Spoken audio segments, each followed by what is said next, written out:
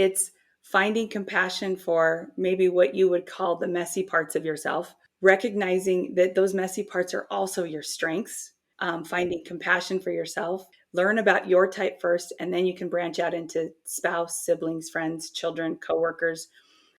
What if there are things we never had the opportunity to learn? We've all been to school or training, but there are things they never taught us that actually make a powerful difference in life. I'm here to share with you all the pieces you've been missing: mindset, health, success, and more. And we'll all learn together from guests along the way. We may not have learned it the traditional way, but oh my goodness, let's keep learning how to do things differently. OMG, Teach Me Tribe. Hello, hello. Here we are for a fun episode. Now, I have to tell you, I'm going to say a major geek about personality tests and ways of understanding ourselves. I have already on this podcast interviewed experts in human design and talked about the Gallup Strengths Finder. And we are talking Enneagram today, and I am very excited about that. I suspect that the reason I love these types of categories and labels and descriptions is that as humans, when we can understand ourselves and each other better and maybe put a label on ourselves or each other, we feel like things are orderly and clear, maybe easier. Maybe that's kind of a safe feeling. We'll see. That's what I think. So today we want to see whether you recognize yourself in anything that we talk about. And my guest is Wendy Montgomery. She is a professional certified life coach with the highly esteemed Life Coach School. And she is also a trained and accredited Enneagram educator and coach. She's been studying the Enneagram for almost a decade and is endlessly fascinated about how it tells us who we are and why we do what we do. And this I love for sure. It's been a game changer for her in relationships, parenting, professional settings, all the things. She and her husband have been married for 28 years. They have 5 kids. Wendy has been a vocal national advocate for inclusion and equality for the LGBTQIA plus community for over 10 years. She loves to read, learn new things, practice yoga, do meditation and breath work, and spend time with family and friends. So welcome, Wendy. Hi, thanks for having me. This is going to be so fun. It really is. It really is. And I was not joking when I said in that introduction that I love these sorts of things. I am super excited about it. Oh, me too.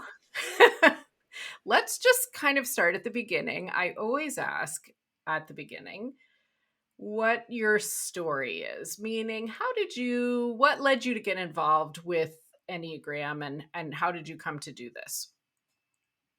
Gosh, it's so hard to tell your story in just a couple minutes. As far as the Enneagram is related, I fell in love with it probably about 10 years ago or so because it explained me to me. And that's kind of where everyone starts, is we really want to know about ourselves. We want to know why we keep making those same silly mistakes. We want to know why things we think are strengths sometimes are hard for other people. We want to know that self-awareness piece. Like, we can't change something until we know what needs to be changed. Self-awareness is the very first and most important thing we need to develop to grow and change and develop as humans. So when I found something that explained my weirdness to myself in a way that made me feel where I could honor my gifts rather than have shame for the ways that I might fall short, it was just an absolute game changer. Like, I could honor the things I liked about myself and maybe explain to other people why I do what I do. And it also helps me understand other people. So where I would have maybe before had criticism or misunderstanding, now I have compassion and empathy because I understand where they're coming from. It's such a big deal for me and all the people that I coach. I love it. I fully 100% agree with you. I did an episode a while back about how we always are trying to label ourselves and each other, and sometimes that can be negative. But in this case, it's a way of understanding each other better. And I agree with everything you said. It really feels good. Yeah. Yeah. Oh, for sure. And I like the compassion piece so much because when we look around our world, we are in desperate need of a more compassionate world. And the Enneagram feels like the roadmap to get there. It shows us how to be compassionate with ourselves, which is really hard sometimes, especially as women. We're really hard on ourselves. But it also gives us compassion for the people in our lives that we love and we don't want to have disconnection from. You know, this is why I love teaching and coaching with the Enneagram is because it works in conflict resolution, it works in relationship building, workplace dynamics, family systems, structures, and definitely self-awareness. It doesn't Yeah. put you in a box, it shows you the box that you've been living in and how to get out of it. Ooh, that's a great quote. I might have to quote you on that one. Okay, so I would bet you that listeners have heard of this word Enneagram, but maybe don't really know what in the world we're talking about, except that it's something about personality. So tell us, before we go into all of the types, tell us really what it is, how it works, where it comes from, whatever the background is that we need. So it's a weird word. It's called the Enneagram. That's how it's pronounced. It's a Greek word that just means a 9-pointed diagram. It is, if you have a picture or you can post a picture in the show notes, it's the symbol is important because it shows how the Enneagram moves and flows. You have your core type, and then you have where you go in stress and where you go in growth. You have wings. So if you see the symbol, it's a circle, 9 numbers that go around and then lines going all over the place. So it looks a little crazy until you understand what it's pointing to. One of the reasons that I prefer the Enneagram to other personality type assessments is because of the way that it moves and flows and changes with you. And also because of its ancient origins. It goes back almost 2,000 years. If any of you or your listeners had to read Homer's Odyssey in high school, you probably read Homer. Odysseus goes to 9 different lands and has to solve 9 different challenges and paradoxes that correspond with the 9 different Enneagram types. So it's Interesting. very old. The wisdom is found in a lot of ancient texts. The formalized version that we use came to the US in about 1970s. It's used by coaches, by therapists, by spiritual teachers, by a lot of like secular different type of learning facilities. It is endlessly useful in all of these different places that, where we're looking for help and growth in our life. But at its core, the Enneagram is shadow work, which can be hard. It can be confronting, but it's also so amazing. It's soul expanding. And the deeper you go with it, the more intricate and complex it can become. And what we do, or what we'll probably be talking about today, will just be like the tip of the iceberg. Just hopefully give you enough nuggets that it gets you interested, but just know how much more there is than we can get to today. Yes. And I want to go back to the term shadow work in case anyone doesn't know what you mean. What do you mean when you say that? That is, shadow work is, the things that we see in the shadows are kind of like murky. We can't really make it out well. Another term for shadow work is like dealing with our blind spots. That might be a more well-known term. Blind spots are there because we are blind to them. And it seems like the people that know us well know that these pieces about us way more than we do. Like there's Ooh. all sorts of things when you see your blind spots, you're like, oh, I don't do that. That's not me. And everyone around you that knows you're like, oh, yes, it is. Yes, it is. Yes, you Yeah. ask your spouse or your sibling or whatever, and they Mhm. say, yeah. Yeah. Yeah. But a couple things to remember about the Enneagram that I make sure that I tell all my clients before we jump in is it is never, ever about behavior. A lot of the other personality assessments like StrengthsFinder and DISC, which are fantastic assessments, they are about the behaviors. The Enneagram is about the motivation behind the behaviors, which to me is so much more powerful because we can all be behaving in very similar ways, but we'll have very different reasons for why we're doing that. So keep in mind, it's about the motivation, not the behaviors. There is no type that is better than another type. There's good and not so good in every type. It's very, very common to not like your type when you first learn it because we tend to focus on the negative rather than the positive. But the more you learn about your type, you'll start finding levels of admiration and acknowledgement of where you really shine for yourself. But it'll show you where you're maybe not quite getting things right and how to fix it at the exact same time. It shows you the best part of you and then the things that need to be worked on a little bit. It's endlessly helpful. Oh, that's a great explanation. And it's interesting that you said a lot of times people don't like their type when they first learn it, because I have a good friend who first learned, I think she's a 3. This happened a while ago, Mm-hmm. who first learned her type, and she was fairly upset. And I didn't really understand why she was upset. I thought it was cool to know it and learn about yourself and everything. But I mean, there's brain science behind that, right? We do focus Yep. on the negative typically. That's our Mm-hmm. brains are sort of skewed that way. So fair warning Mm-hmm. to everyone, I guess, if you recognize yourself in one of these types, it's not a bad thing. Yes. Yeah. It's very, very, very normal. When I learned my type, I'm a type 8.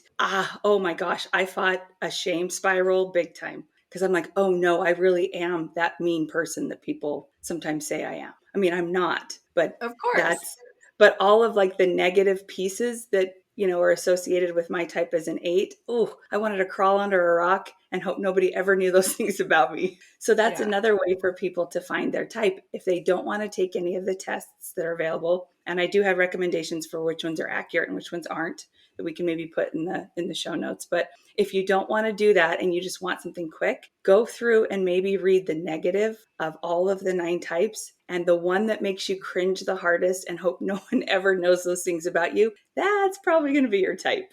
Oh my. I know, I know. Wow, we feel Yeah. seen in maybe a way that is more than we realized. Okay. Yeah. And I am, listeners, a 7. So Wendy has said she's an 8. I'm a 7. My kids, interestingly, are 7s as well. So you'll hear that there's some pros and cons to everything. So when I learned mine, there are a few things about 7s that I went, oh, okay.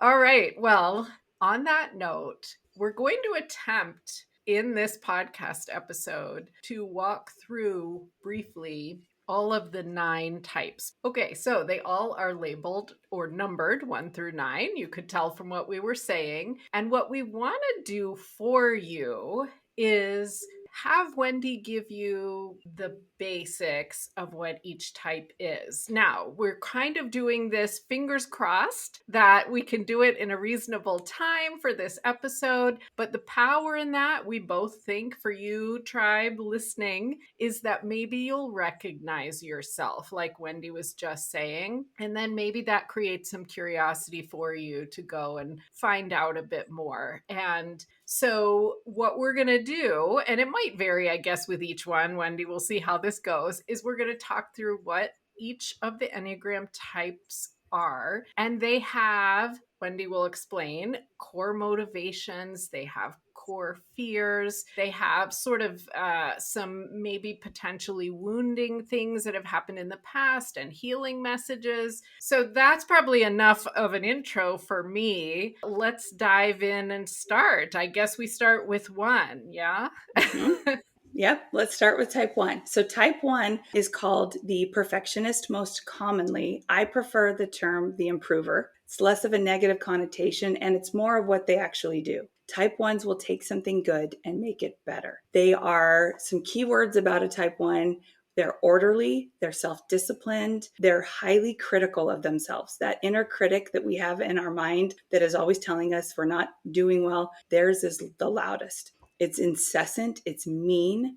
They can sometimes be critical and judgmental of others if they're not careful. They are deeply organized, productive. They have a strong value system. Their ethics and morals really matter to them. They can be inflexible. They can be uptight. They're the ones that are going to walk into a room and they're going to notice every picture frame that might be slightly crooked. They're going to notice every typo in the email. That's not them being hypercritical. That is what their brains do. And we need them because they're the ones that make everything just a little bit better. One of their core fears, the things that they are trying the very hardest to avoid, is being bad or being wrong. Their core motivation is kind of the opposite side of that. It's to be good.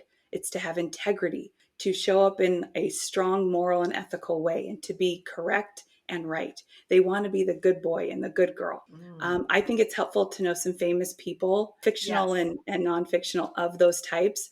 So some famous type ones would be like Martha Stewart, RBG, Ruth Bader Ginsburg, Captain America. He's a great example of like a very, very strong type one. Javert from Les Mis. My favorite fictional type one would be Atticus Finch from To Kill a Mockingbird. Another thing to think about is each type has a wounding message and a healing message. And the wounding message, a lot of times we get when we're very young, like the ages between like 3 and 8 years old. And at some point, we got a message that sort of informed our Enneagram type. You are your same type throughout your life. You can be levels of health or stress or growth, and you pick up attributes of other of the Enneagram types, but you are always going to be that core type. So the wounding message that a type one got really early on is it's not okay to make mistakes. It's not okay to be Mm. wrong. It's definitely not okay to behave badly. The Mm. healing message, this is what I tell when I do couples coaching or parent coaching with parent child family systems, is this is sort of your get out of jail free sentence.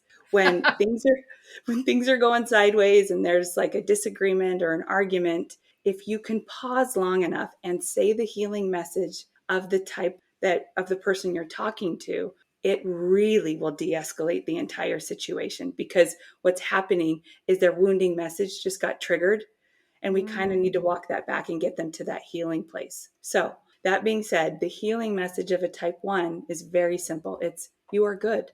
They already don't feel like they are, like they just need to be a little better and improve a little more to get to that I'm a good person place. Convince them that they already are. There's nothing that needs to be improved or perfected upon. They are good and worthy right now.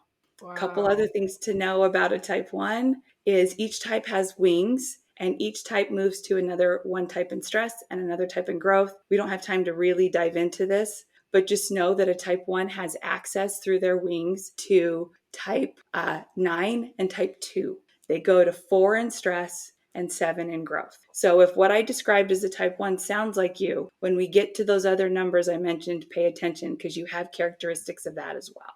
Yeah. Does that make sense? I am married to a one and I am a seven. And we talked about this Woo-wee. before. And I like that you said one goes to seven in growth. And the interesting thing is, I heard a lot of things that you described that are sometimes me as well. Yes. And Yes. it, Uh-huh. that makes sense. Totally. Yeah. Because sevens go to 1 in stress. And what that looks like is when we're not careful and we're just not super self aware, when we are in our stress line, we pick up the less healthy side of that stress number. So for a Mm. seven, they might pick up the less healthy characteristics of a one, might be like being extra critical, noticing every problem that's happening, and you're not as afraid to speak to it because you're trying to get back to that happy seven place, and you're using like the perfectionistic tendencies of a one to improve the situation so you can get back to where it feels good. If that does that make sense, That's or does that absolutely sound like you? fascinating. Yes, it does. Yeah. Yeah. And then your husband, as a one, goes to 7 in growth. And that looks like they get to let their hair down. There's nothing to fix. They get to have fun. They are like watching a one move to 7 is just, I think it's just joyful to see that. I have a daughter that's a one. And when I see her go to that 7 place where she can just be this free spirit and laugh, there's nothing to fix, there's nothing to do. It's amazing. That's cool. Okay. Well, I think a couple I don't want to get us too sidetracked because we have what, eight more to go. 8 more Uh types. Yeah. so we don't want to leave the majority of people out, but I think it's really powerful for me to understand this, because this idea of a wounding message in a lot of different conversations I've had on this podcast and otherwise doing coaching, there are conclusions we draw when we're very young, or things that happen to us. Or maybe Mhm. it wasn't anything really serious that happened, but we decided something about it, even though maybe Right. that we Right. made it up. Mhm. Mhm. And that's why I think this is interesting, that wounding message that we can then maybe assuage with some type of healing message is really kind of cool. Yeah. Yeah, Yeah. Especially when our the people we're the closest to say it to us. It feels like it's easier to believe than when we're trying to say it to ourselves. oh, for And sure. and just the caveat of the wounding childhood message, you could have experienced that as a trauma. big or small. It doesn't have to be that. And this is in no way whatsoever disparaging your parents or caregivers. You Right. could have had the best parents in the world that did their utmost to bring you up correctly. But at some point, there was a message that landed on you where you're like, "Ooh, I can't be that. To be Right. loved and included and protected and safe, I can't show up that way." Yeah. And Yeah, sometimes it's just how we personally interpret a situation that yeah, isn't even really what was really happening, right? So thank you exactly. for saying that it's not really about blaming, for sure. Oh, absolutely not. Absolutely not. I mean, sometimes people have traumatic experiences that inform, their type, but a lot of times it's not. It could Hmm. be just, and keep in mind, these messages were landing on us when we were like 3 to 8 years old. We are definitely not seeing the world correctly at that point. So if something's landing on us and we make a snap decision, but something that's interesting to think about is if this message is landing on us between the ages of 3 and 8 years old, I'm 48. So I am still acting from that wounded little child point of view if I'm not careful. It's like Right. giving a 6-year-old your car keys and letting him drive and you're sitting in the back seat. It's probably not the best idea. Probably not. Yeah. Yeah. Very, very interesting. Okay. I'm glad we talked Yeah. about that. That's going to be helpful for people as they listen, for sure. Yeah. For sure. All Yeah. right. So All let's right, should go we to go to two. type two? Okay, so type two is called the helper. These are called the darlings of the Enneagram. Some keywords for type two would be they are loving, warm, thoughtful, generous, kind. They are very service oriented. They see the world through relationships. If their relationships are not going well, it deeply affects their self esteem. Like if this is not working, I am not okay. They can sometimes be overly accommodating. They can, when they're in a less healthy place, they can do a bit of like, I'm going to give love to get love. It can feel transactional. They can be manipulative a little smothery, sometimes martyr like, look at all the things I'm doing for people and nobody is doing it back. Twos love it. Like the way they experience love at the pinnacle for them is when you intuit their needs and do something for them that they need without them having to ask you. Twos love it when you're a mind reader, which is tricky, right? But twos they are the ones that will give and take care of you. They are the first ones that they want you to call when you are moving, when you have a baby and you want dinner brought to you. Like that fills their heart to take care of their people.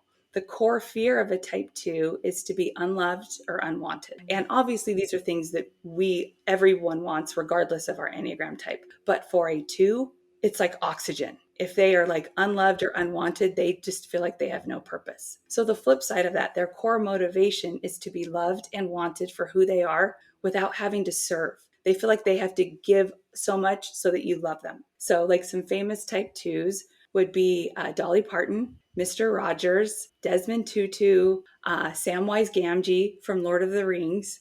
So they are the ones that are like, you know a two because they are so much about you. They will ask questions about you.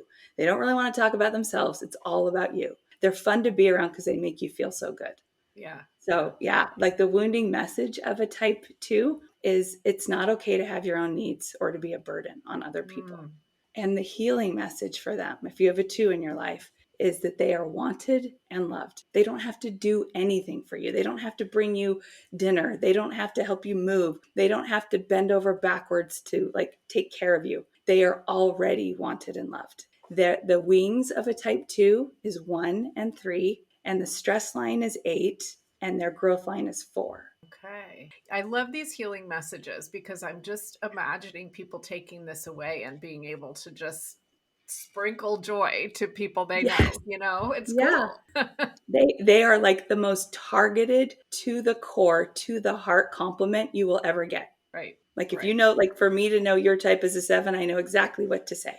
Yeah. And you told me this before, and I remember I really felt it. So, yeah, that's Yeah. coming in a minute. But yeah, Yeah. it's You feel it. fascinating. And sometimes it makes you emotional. At least Yeah. me, for me as an 8. Like mine, when my husband says that to me, I'm like, oh, all right. He sees me. He knows me. He loves me. Yeah.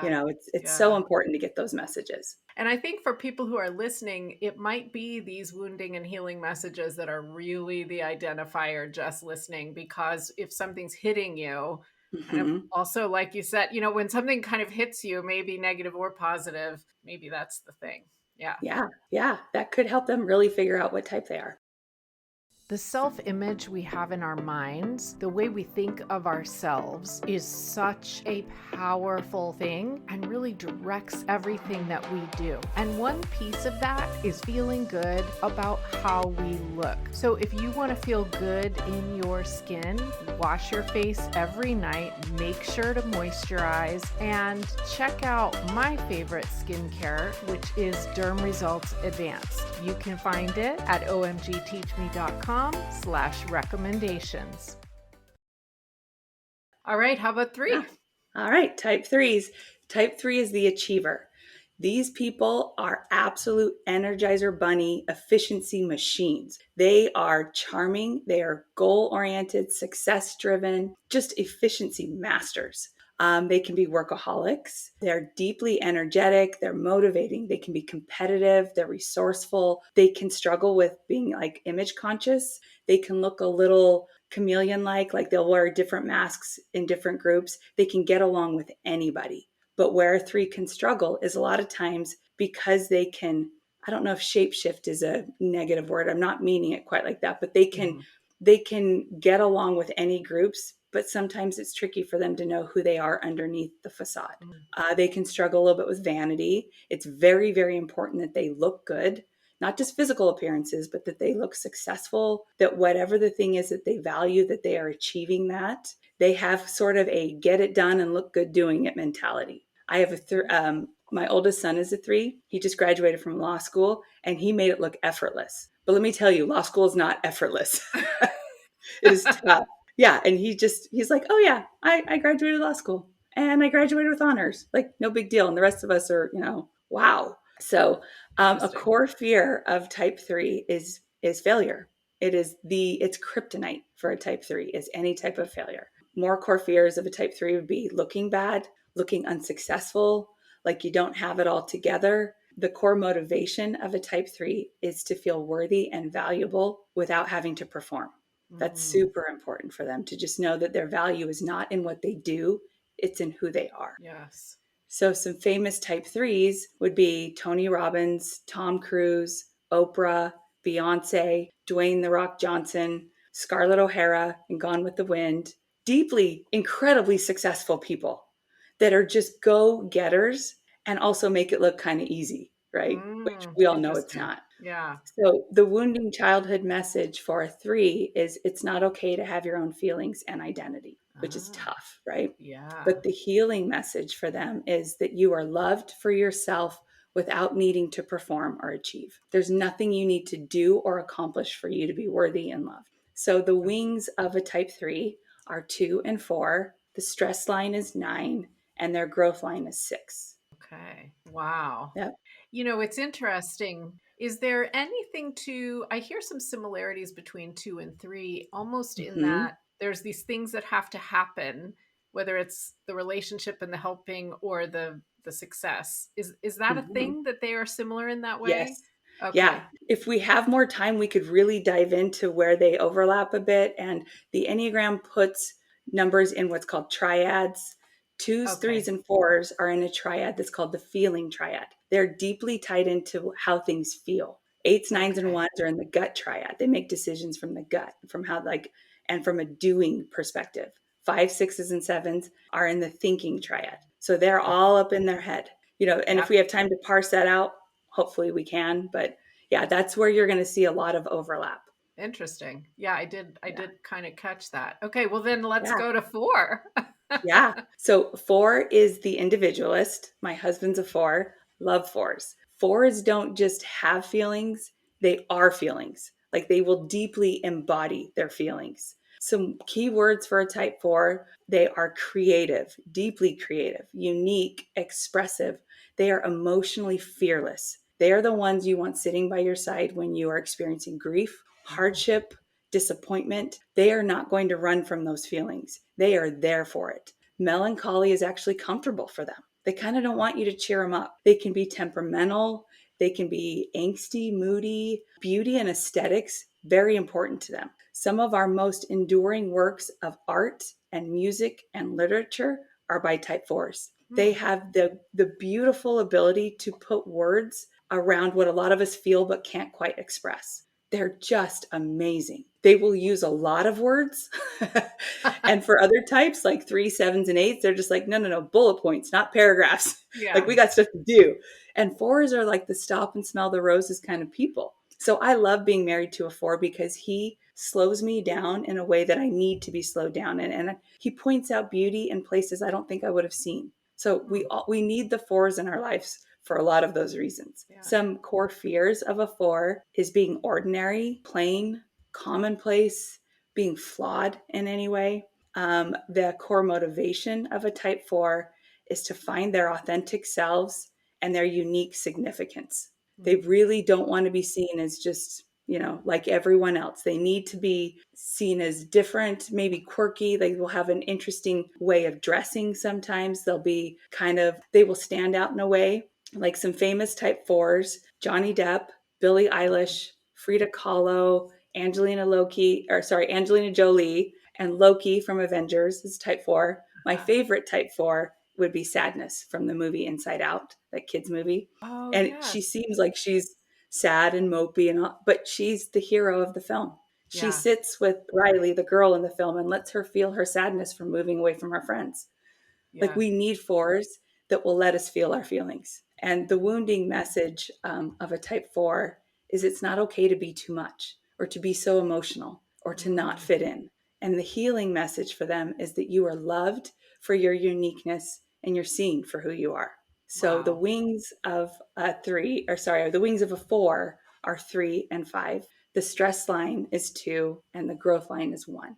Okay, and just as a review, listeners, the stress line is when a 4 is in stress, they might act more like a 2, the negatives of a Yes. 2. And Yes. when a 4 is in kind of positive growth, they might have some characteristics of a 1. That's kind of what you're saying? Yes. Okay. Yeah. I wish we had more time to dive into all of this because that's, to me, is the beauty of the Enneagram as opposed to other personality assessments, is because of the way it moves and flows and grows and changes with you. You're not just one type. You pick up characteristics. Very often you'll have access to 6 or 7 of the 9 types. And, I really like that about this because we're, depending on the situation and our age and whatever, we're all going to have slightly different things that we do or different ways that we react to things. And we don't have to always Mhm. put ourselves in a tiny box. So I Right, like that. right. Yeah. Yeah. Yeah. And I mean, you can be in a room for you with 50 other type 7s and you're going to look very different. Some people are like, oh, there's more than 9 types of people in the world. Of course there are, but depending on what wing you might be in, your stress or growth line, then it goes into subtypes, triads, centers of expression. It gets big and deep and complex, but it also explains why there are multitudes of 7s, multitudes of all the types. Right. Yeah. Right. Fascinating. Yeah. Okay. Let's go to 5. Okay, type 5 is called the investigator. These types of people, they are objective, they are analytical, they're crazy observant.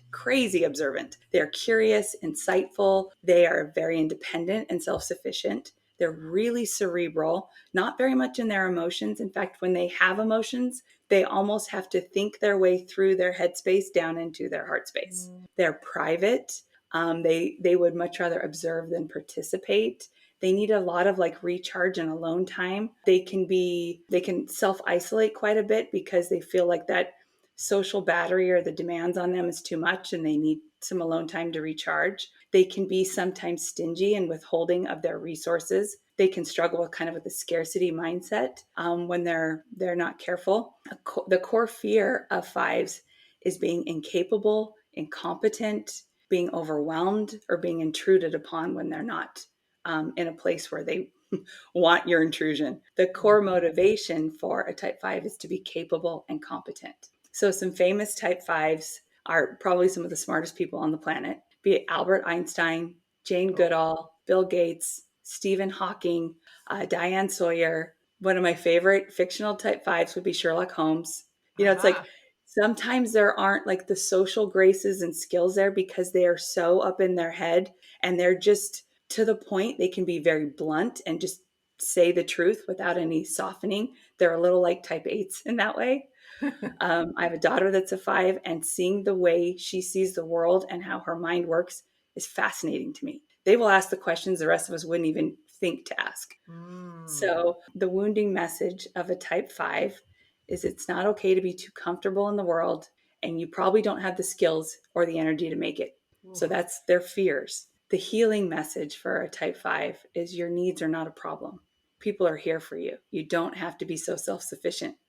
I see. Yeah, yeah. So the wings of 5 is 4 and 6. The stress line is 7, and their growth line is 8. Yeah. Interesting. I'm thinking as you're going through this, and listeners, I'm sure you're doing the same. I'm thinking, who do I know who sounds like that? Uh-huh. I'm not really supposed to do this, but I do it all the time. We all do it. Anyone that knows the Enneagram, I'm like, oh, you meet somebody and you're like, oh yeah, I see you. You're a Right. 4 or you're a 1. Or, my kids love it if we're watching TV or something and they're like, Mom, what's her Enneagram type? Of like the show we're watching. Right. Sometimes I can figure it out and other times. Right. So sometimes Yes, it's obviously fun. it's not necessarily correct when we do that, but Right, I'm right, sure of that course. people are thinking exactly that. It's Yeah. so hard not to though, right? Yeah. We Yeah, love exactly. categorizing people. We do. We do. We do. Sometimes it's helpful, sometimes it's not. But yeah, Yeah, we do.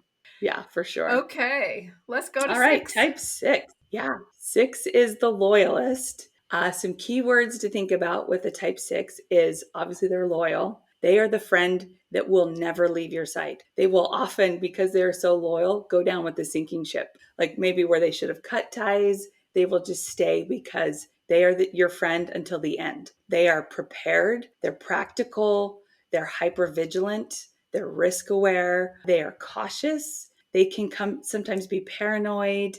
They can look a little bit like Chicken Little, the sky is falling. They ask a lot of what if questions. They're self-doubting sometimes, but they're incredibly responsible. They are group minded. They are team oriented. They don't like the attention on them.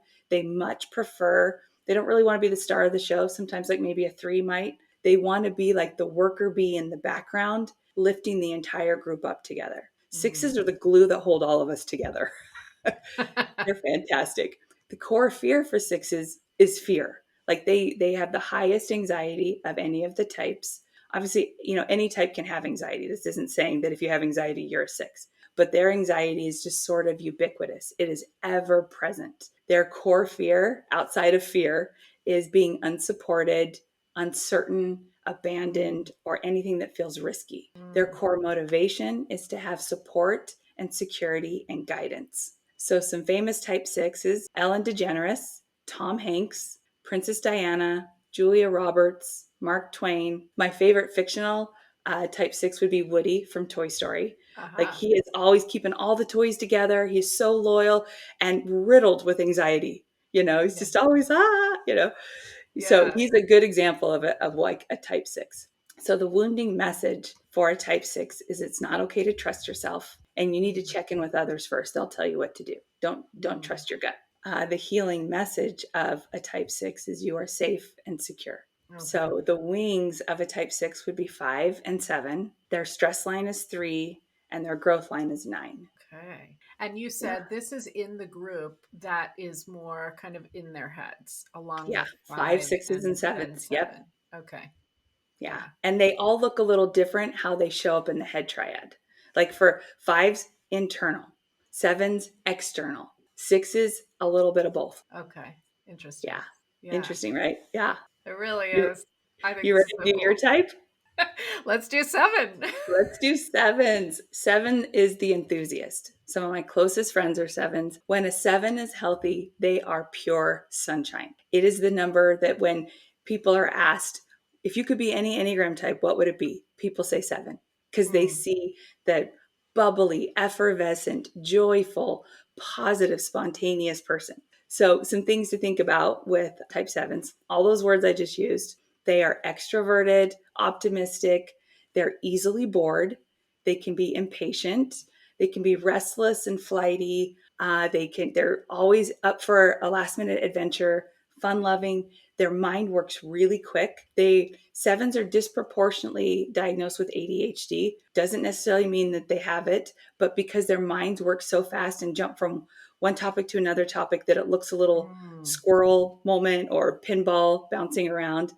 They are excellent reframers. Like if something negative happens, they can spin it so fast into something positive. Oh, well, we learned something really important from that really awful thing that happened. Where fours are like, no, I actually just need to sit and feel this for a minute. Sevens are like, oh, no, we're not feeling that. That doesn't feel good. So sevens sometimes have what they call a half range of emotions, meaning they only want to feel the good half. They don't want So to feel true. any of the negatives, right? And unless they really dig in and do their work and feel those feelings on purpose, they are going to be the rose colored glasses, grass is always greener kind of friend. So the core fear of a seven is to be restricted, limited, bored, trapped in emotional pain. Anything that feels like FOMO is hard for them, fear of missing out. Hmm. The core motivation of a seven is to feel satisfied and content and fulfilled. So, some famous sevens: Robin Williams, Jim Carrey, Dick Van Dyke, Katy Perry, my favorite seven, Captain Jack Sparrow. I mean, he is Uh-huh. always up for a good time and doesn't often take responsibility for the chaos that he's causing, right? So that's very seven sometimes. Peter Pan, great example of a seven. I Hmm. don't want to grow up. I just want to have fun all the time. Responsibility, no thanks. That can be a little Interesting. seven. So the wounding message, though, of a type seven is it's not okay to depend on anyone for anything. Nobody will take care of you. You have to fend for yourself. Mm. The healing message for a type seven is you will be taken care of. Yeah, and let me just say, since this is me, I want to say a couple of things as you're listening. Yeah. Number one, when listeners, when you're hearing these things and you're thinking, I wonder which one is me, and maybe you resonate with something, but it's not every single thing. Not everything you just said Mm-hmm. is me, Yes. but Yeah. a lot of it is, and with Mm-hmm. varying degrees, right? Yes. And the healing message just like shoots me right in the heart for Mm-hmm. sure. So Mm-hmm. there's a lot of variation in there, and I just want to kind of say that because I can personally tell Yeah. when you're describing this for sure. Yes, exactly. I'm glad you said that because the Enneagram, it's sort of like an onion. Like the further down the layers you go, the more accurate it gets to you. We are on the Hmm. tip top of the iceberg. So I'm saying all these things, and you're like, yeah, it's maybe 70% accurate, 65% accurate. As we start going down, and I explain what it looks like when you're on your wings, what it looks like in your stress and growth line, what your subtype is. Because, hint, there's actually 27 types, not nine. There are three subtypes of seven, three subtypes of all the types, or your levels of integration. The further down the layers we go, the more, eerily accurate it gets to Uh-huh. us, our individual selves. Yeah. Yeah, Yeah. that's a great point. And I think you're getting a lot of people curious, including me. I'm happy to talk about this all day long to Yeah, whoever it's wants really to chat. fascinating. Oh, I Yeah, didn't say the wings and stress and growth. true. So for seven, your wings are 6 and 8, your stress line is 1, and your growth line is 5. 5. Interesting. Okay. Yeah. Okay. Ready to do 8? Now That's we're my going to talk type. about you. Yeah. This will explain probably why I love the Enneagram so much, is because female eights in particular are the rarest type and the most misunderstood type. And I was like, I've felt that my whole life. I'm like, nobody gets me. I felt deeply misunderstood. So when I found the Enneagram, I'm like, oh, here's what explains me to me and maybe to other people. I also don't necessarily think it's the rarest type. I think female, this is a gender piece, but if you put female eights and male eights together, all the characteristics that make that man an eight are praised in him. It's Mm. he's an amazing go-getter, awesome leader. A female eight shows up like that, she's the B word. Yeah. She's, bossy, and we never say bossy for That's men. That's not the only, word you meant, but yes, we know. well, I meant the other B word, but I just was trying to keep it Yes. PG. Yes. So I actually think there are more female eights than we know about, but we're Mhm. not fully allowed to be ourselves sometimes. So that being said, type eights most commonly are called the challenger, but the name a lot of coaches and myself included prefer is the protector, because we can definitely challenge, but our underlying motivation is protection of ourselves and other people. So some keywords for type 8: they are strong, they're compassionate, they're very protective, they're very, very honest, sometimes too harsh, too blunt in their honesty, they're in their Mm. direct way of speaking. They're empowering. They hate bullies. They often get mistyped as the bullies. They're not, unless they're super unhealthy. Most of the time, they're going after the bullies. I actually love Mm. doing that in elementary school, is going after bullies, and protecting like the kids that they were bullying. They can be intense. They can be action oriented. They're sort of these big magnetic personalities. They're high voltage, full throttle, independent. They can be powerful leaders. They can also be a bull in a china shop. They have the highest energy of all the types and the fastest mind that works of all the types, which means they can unintentionally steamroll people. They can leave Mm. people behind. They can think my way or the highway, so keep up or I'm leaving you behind. So, I mean, it sounds like, oh, these are great characteristics, but they can go. I describe eights as either the best or the worst of people. I mean, Mm. we have like some famous type eights, just jumping ahead a little bit, is Martin Luther King Jr. and Mother Teresa. But then we also have like Stalin and Hitler. Mm.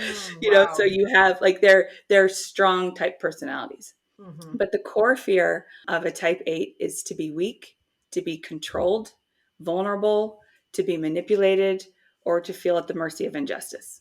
Anything that feels like somebody trying to control me, it's not going to go well. I'm going to come out swinging. Mm.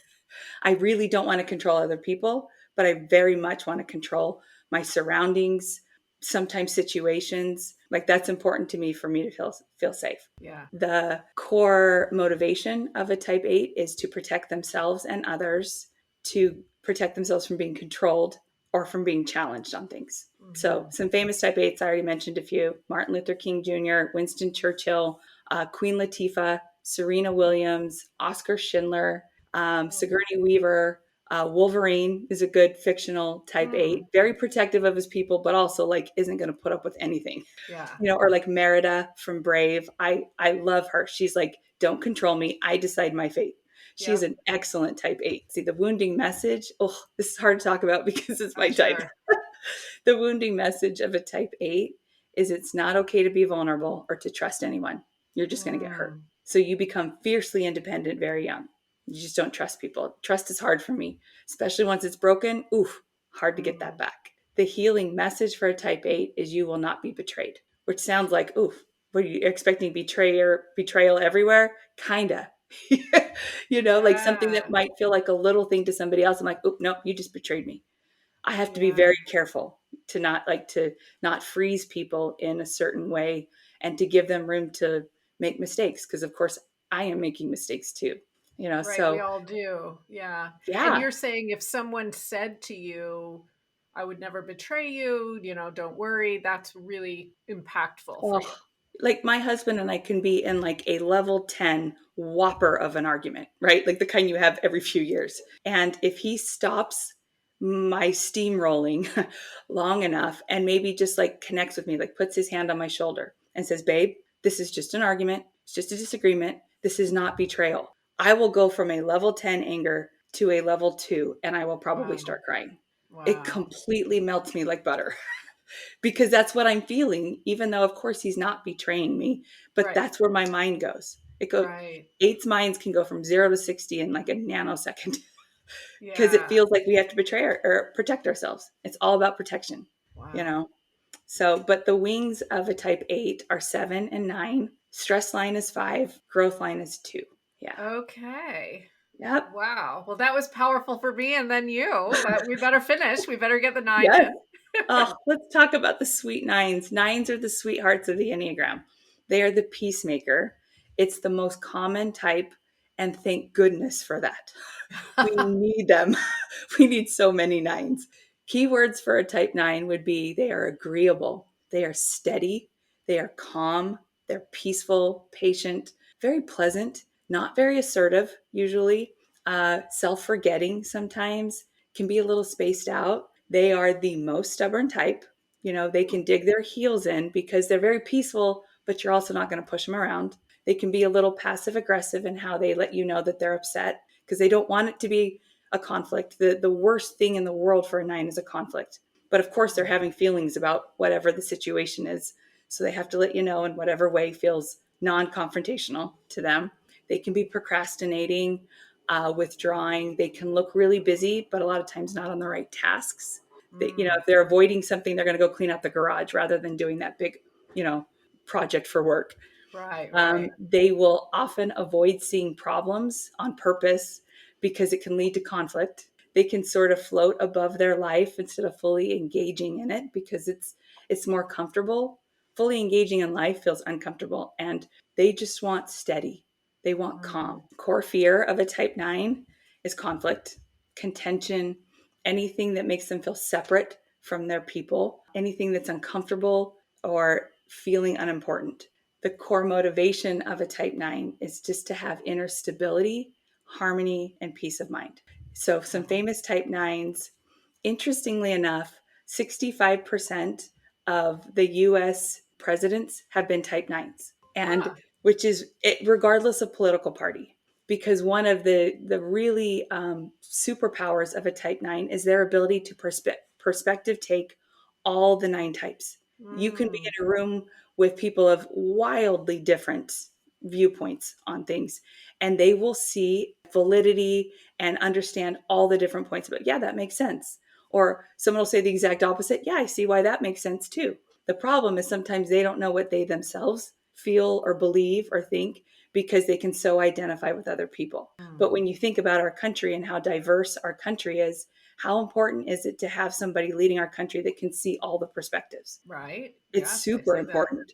Mm-hmm. So some famous type 9s would be Ronald Reagan, Barack Obama, Abraham Lincoln, Walt Disney, Audrey Hepburn, Lisa Kudrow, Carl Jung, Joseph Campbell, some fictional type 9s, Pumbaa from The Lion King. You think Hakuna Matata, no worries, we're good. There's no Yeah. problem. Winnie the Pooh, Sleeping Beauty. I'm just going to go to sleep. I don't want to deal with that. So those are kind of some like famous type 9s. The wounding message of a type 9 is it's not okay to assert yourself. Don't rock Mm. the boat. The needs and feelings of other people matter more than yours. Mm. Yeah, the healing message is your presence matters. You have a seat at the table and we want you with us. My mom is a type 9. And when I said that sentence to her, like, Mom, we want you with us. Like, you have a seat at this table. She just started crying, made her Oh. really emotional. She's like, oh, nobody's ever said that to me. Wow. That healing message, a lot of times is exactly what we need to hear, but we don't even know we need to hear that sentence, you know? That was true for me. When you first said that to me in a previous conversation about my type, I went, Mm. oh, Right. whoa. You're like, Yeah. I didn't even know that I needed to hear that. Yeah. Yeah. Yeah. So the wings of a type 9 is 8 and 1. The stress line is 6 and the growth line is 3. Awesome. We did it. All 9 types. We did it. We did it. This is listeners, if you've reached this point, this is a little bit longer episode than normal, but that is okay because I'm hoping that you now have this little directory of 9 types. You can go rewind back if you're now thinking, "Oh, wait a minute. I feel like when she was talking about 2, maybe that actually was me. After all, let me go hear that part again." Do Mhm. that.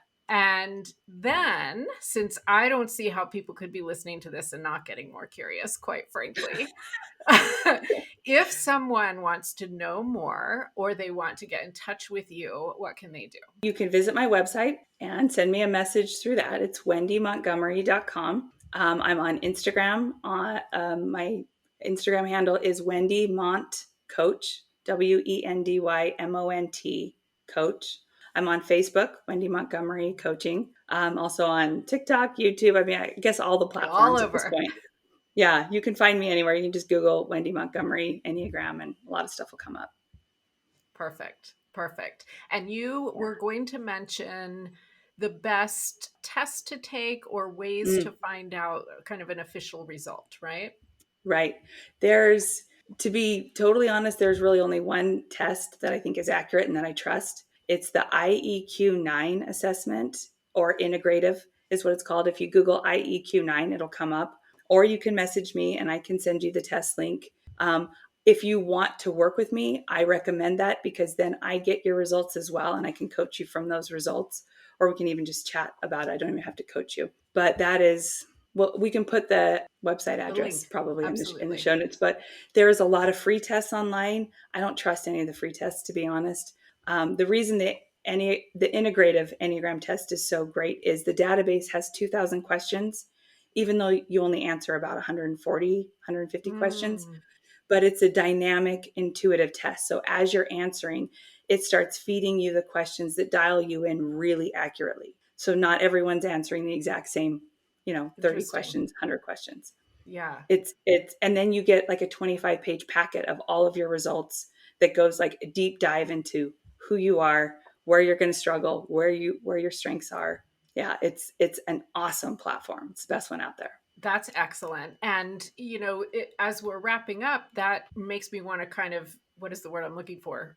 Emphasize that the point of knowing all this about ourselves is to be able to grow from that, right? Or to be able to maybe heal Yes. and figure Yeah. out the best way to do that. Is that how you might say it in terms of Yeah, coaching?